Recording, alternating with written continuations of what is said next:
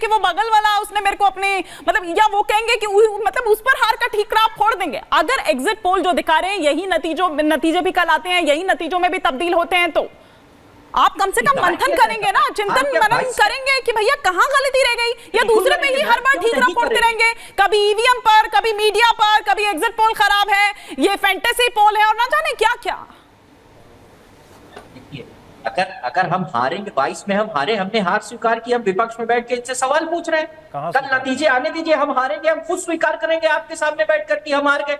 मगर अगर कुछ सवाल है उसके जवाब ये चंद्र प्रकाश साहब नहीं, मुंह से नहीं निकल पा रहा है कि आडवाणी साहब गलत थे, इतना डर है। आपको उत्तर दिया जा चुका है, आप सुनेंगे तो ये गलत है। धन्यवाद खान साहब, आपने कहा तो कि कल हारेंगे।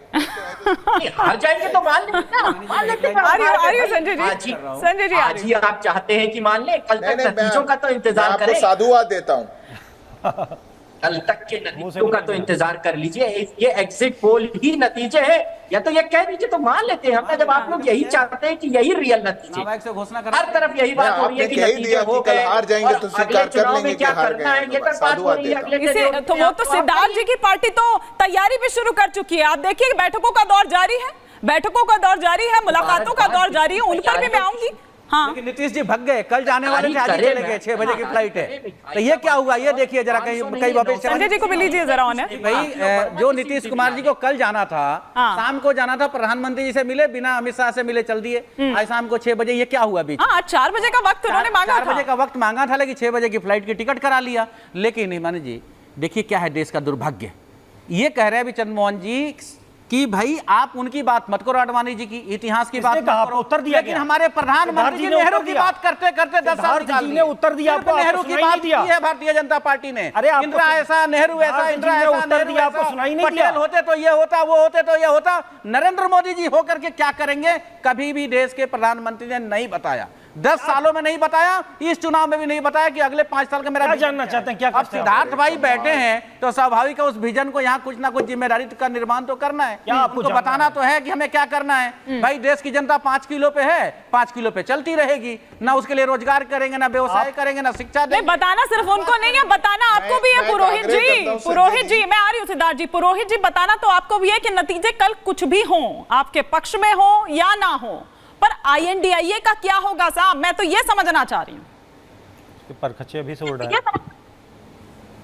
हिमानी जी अभी मेरे बयान के ऊपर इन दोनों ने अजीब अजीब टिप्पणी की, मैं बोलता नहीं हूँ बीच में, आपको सुनना नहीं चाहिए था बात, या मुझसे पूछना चाहिए था। एक तो कह रहा है मैं गाली दे रहा हूँ, मैंने किसको गाली दी, कौन सी जनता को गाली दी? आप जबरदस्ती बेहुदा बातें करते हो टीवी में। नहीं, आप लोगों की तरफ से राक्षस कहा गया था ना, वोटर्स के लिए राक्षस कहा गया था, वोटर्स के लिए राक्षस कहा गया था। राक्षस नहीं, मैंने बोला क्या राक्षस? मैंने अरे आपने नहीं बोला सिर्फ, हाँ मैंने कहा जो विपक्ष की सोच है, विपक्ष, हाँ तो कैसे मेरे लिए कैसे बोल रहे हैं यहाँ पर बैठ करके गाली दी बेहुदा बात करे टीवी पे बैठ करके। मैंने कहा विपक्ष को प्रश्न उठाने का अधिकार है कल तक। अरे यार ये कहा मैंने, राजनीतिक व्यवस्था में विपक्ष होता है, इसीलिए मिलिशिया फॉर्मेट नहीं है देश के अंदर। और ये परिवारवाद की बात कर रहे हैं, देखो मैं आपको दिखाता हूँ, नेशनल पेपर है ये, छोटा पेपर नहीं है। इसमें क्या लिखा है? इसमें लिखा है बीजेपी का हर चौथा कैंडिडेट राजनीतिक परिवार से, 10 पूर्व सीएम के बेटे बेटियों को टिकट। क्या वाकई बीजेपी में परिवारवाद नहीं है? ये बड़ा पेपर है, हिंदी का बहुत बड़ा, आप चाहो तो नाम ले दो, आप चाहो तो नहीं लो, एथिक्स के कारण दूसरे चैनल पे दूसरा नाम नहीं लिया जाता। कुछ और है और ये आप नैरेटिव की बात कर रहे हो, ये अजीब अजीब कुछ और है, ये क्या बकवास बजा रहे हैं, बोला क्या आपके बीच में? एक कर बात करते हैं। अच्छा सुनिए ना, अगर वो 295 जो आंकड़ा राहुल गांधी जी दे रहे हैं, उसमें रायबरेली वायनाड है कि नहीं है, ये भी बता दीजिए जरा। देखिए रायबरेली और वायनाड दोनों से राहुल गांधी जीत रहे हैं, मैं आपको बता देता हूँ। और जो आंकड़े की बात है, मैं इन औरों की जैसे कोई कपोल कल्पित बातें नहीं करता हूं। तो अगर हारेंगे तो उसको स्वीकार करेंगे, जनता को नमस्कार, जीतेंगे तो भी जनता को नमस्कार। और जो ईवीएम की बात आप बार बार कर रहे हो, ईवीएम के लिए मैंने पहले भी कहा, विपक्ष को स्लीपिंग मोड में नहीं रहना चाहिए था। ठीक है, विपक्ष को स्लीपिंग मोड में नहीं रहना चाहिए था। अगर आपको कोई भी ऑब्जेक्शन है तो साल भर 2 साल पहले से आप अपनी तैयारी करते। स्थानीय चुनाव जो विपक्ष की सरकार है उसमें पंचायत, स्थानीय निकाय बैलेट पेपर से कराते, जब प्रेशर बनता आंदोलन करते, सड़क पे आते। अब चुनाव प्रक्रिया जब समाप्त हो गई है, जब इस प्रकार के कोई प्रश्न उठाने का औचित्य नहीं है। कल जो भी रिजल्ट आएगा उसको स्वीकार करना चाहिए। और आप जो कह रहे हो इंट्रोस्पेक्शन का, करना चाहिए मंथन कि भाई क्यों आ रहे हो आप सड़क पे, क्यों नहीं आ रहे इतने मुद्दों के बाद। आजाद भारत की सबसे फेल सरकार को आप क्यों नहीं हटा पा रहे हो? क्योंकि आप सड़क पे नहीं आ रहे, जनता के बीच नहीं जा रहे। ये सब कल के बाद डिस्कशन होगा। हिमानी जी कल क्या परिणाम आते हैं उसके बाद ठीक है, चंद्र प्रकाश जी आपकी बात पर रिएक्ट करना चाह रहे हैं। वरुण पुरोहित जी ने कह दिया कि भैया अगर हम जीतते हैं तो भी ठीक, जनता को नमस्कार, और अगर हम हारते हैं तो भी जनता को नमस्कार। अब ये कौन सा वाला था नमस्कार भैया नमस्कार, ये कौन सा वाला कि चलिए भाई जी जो कह रहे हैं वो पार्टी से थोड़ी दूरी बना नहीं, के लेकिन कह रहे हैं। जिस तरह से जो आरोप आ रहे हैं वो तो जनता के विवेक पर सवाल उठाया जा रहा है। इस तरीके से आ रहे हैं ना बयान तो जो आ रहे हैं। ये किसी पार्टी पर प्रश्न नहीं है, भारत की पूरी लोकतांत्रिक व्यवस्था, पूरी राजतंत्र पर, पूरे शासन तंत्र पर एक प्रश्न उठा रहे हैं। ये बता रहे हैं कि चुनाव आयोग बिक चुका है, ये बता रहे हैं कि हर डीएम बिक चुका है, ये बता रहे हैं कि हर तरह की व्यवस्था फेल हो चुकी है। यहां तक कि जिन राज्यों में इनकी सरकारें हैं वहां के भी डीएम अमित शाह का फोन ले रहे हैं, वहां के भी डीएम उनसे पूछ के और जाके ईवीएम में कुछ घुमा दे रहे हैं। मतलब पैरानोइया है, ये बीमारी है।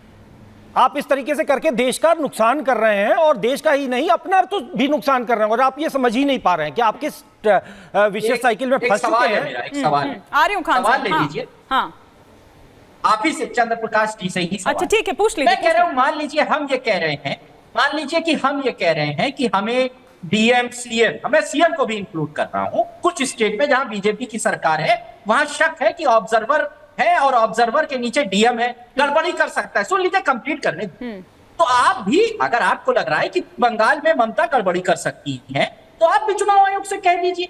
अब कहां मना कर रहे हैं, लेकिन अपनी शिकायत करने का तो अधिकार चुनाव आयोग से। हम सिर्फ ये कह रहे हैं कि केंद्र में ऑब्जर्वर भेजा, नीचे डीएम है, सीएम भी है, राज्य सरकार है। हम कह सकते हैं ममता बनर्जी भी कर सकती है, आप भी कह दो कि ममता बनर्जी पे नजर रखो।